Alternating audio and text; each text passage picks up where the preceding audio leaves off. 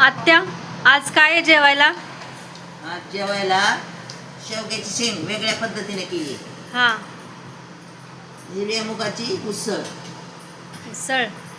मटकीची उसळ, ही ठेसा.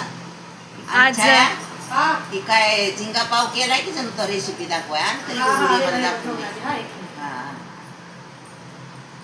बाबा, आज झिंगा पाव. हा, हे बघा झिंगा पाव. थांब दाखवते. आज हे काय? बघा असं पावामध्ये केलेला झिंगा भरून गरम केलेलं आहे. हा, बघा किती छान दिसतंय. तर हे आहे झिंगा पाव. खायला पण चवीला आहे बरं का. खायला चवीला पण आहे आणि मस्त. हॉटेलमध्ये गेलं तर भरपूर महाग आहे. ती घरीच बनवलं आम्ही छायानं. आणि शेवग्याची शेंग पण वेगळ्या पद्धतीनं बनवली, खूप छान झाली.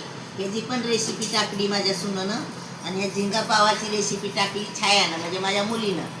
तर तुम्ही सगळे त्या दोन पण रेसिपी बघा. तर असं आहे आमचं दुपारचं जेवण. या मंडळी जेवायला.